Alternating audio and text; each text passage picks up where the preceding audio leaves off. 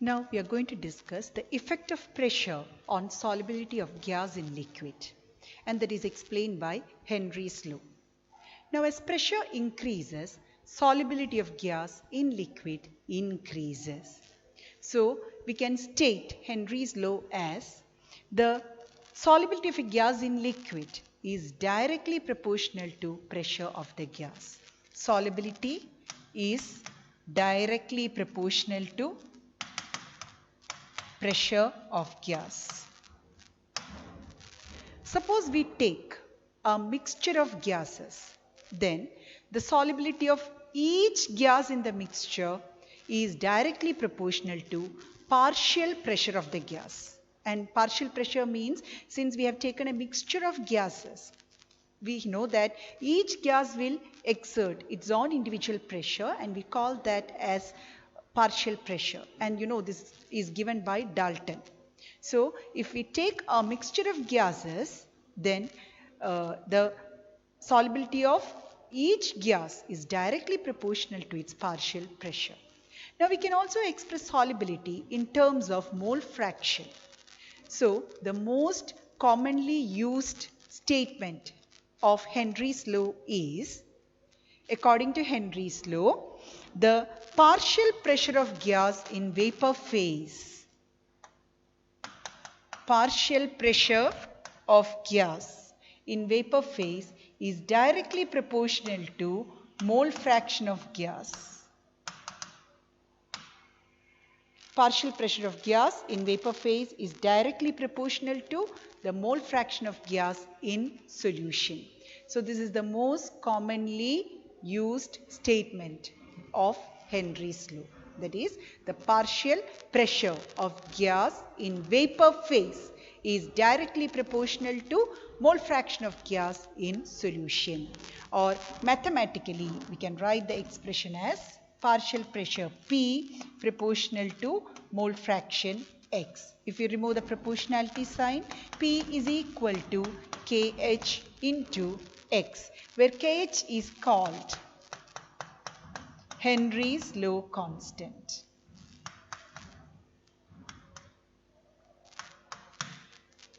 And the unit of KH.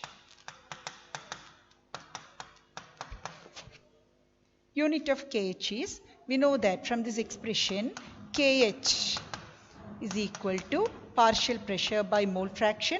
Mole fraction is a dimensionless quantity, and the unit of pressure is atm or bar. So the unit of KH is also atm or bar. Now, if we plot a graph between partial pressure and mole fraction, we get a linear plot, which means that as partial pressure increases, mole fraction increases. That is, as solubility, pressure increases, solubility of gas in liquid increases. And the slope of this line will give the value of KH. So this is a graph to prove the Henry's law statement. That is, a graph is plotted between partial pressure and mole fraction. We get a straight line graph whose slope will give the value of KH. Now let's see few notes regarding Henry's law constant, that is KH. The first point is that different gases have different KH value at same temperature. Different gases have different KH value at same temperature. For example,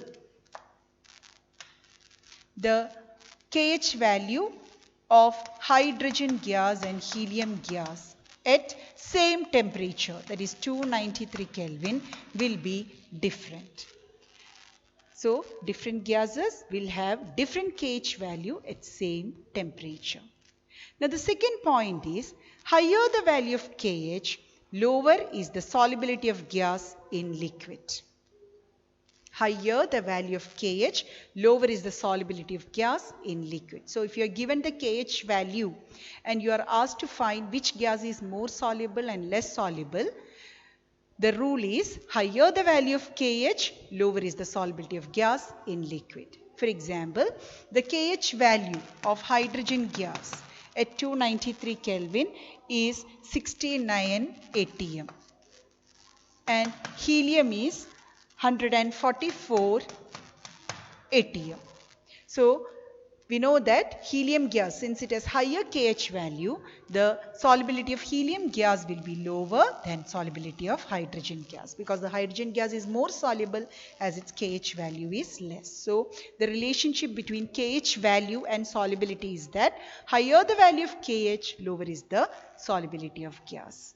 Now the third point is, as the value of KH increases, temperature increases, or with increase in temperature the value of KH increases, and we know with increase in temperature the solubility decreases. So we can say the relation between KH, temperature and solubility is that as KH value increases, temperature increases. So KH and temperature is directly proportional.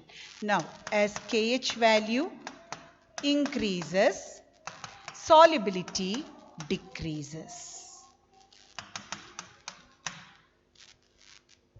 So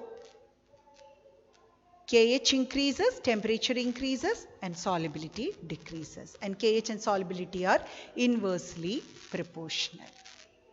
Now next let's discuss some applications of Henry's law.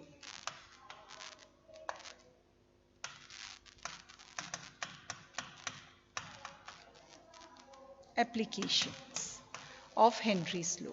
There are three applications given in the textbook. The first application is to increase the solubility of carbon dioxide in soda water or soft drinks, the bottle is sealed under high pressure.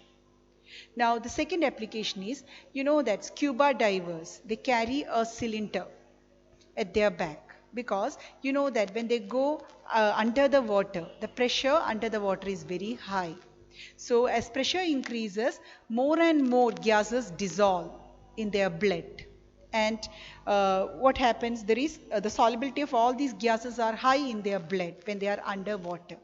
So when these scuba divers, when they come to the surface, when they come up, now the pressure decreases. So you can see the dissolved gases will come out, or it is released out, and it is found in the form of bubbles. And these bubbles are of nitrogen gas in the blood. So this will block the capillaries, and it will result in a condition known as bends. Bends. And they are painful and dangerous to life. And to avoid these bends, the scuba divers, they carry a cylinder which is filled with air, and that air is diluted with helium. And in the cylinder, the percentage of gases taken are helium 11.7%, then nitrogen gas is 56.2%, and oxygen gas is 32.1%.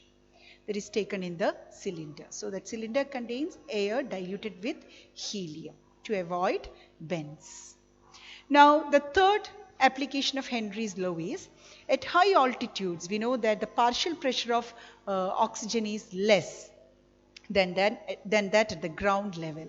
So the people living in high altitudes, they have low concentration of oxygen in their blood, and that low concentration of oxygen in their blood will lead to a condition known as anoxia. Anoxia means people living in high altitudes will become weak and they are unable to think clearly. So that condition is known as anoxia, because at high altitude we know that the pressure is less. The partial pressure of oxygen is less than that at the ground level. So the amount of dissolved oxygen in the blood will be very less. So these are the three applications of Henry's law. So with this, the Henry's law gets over. Thank you.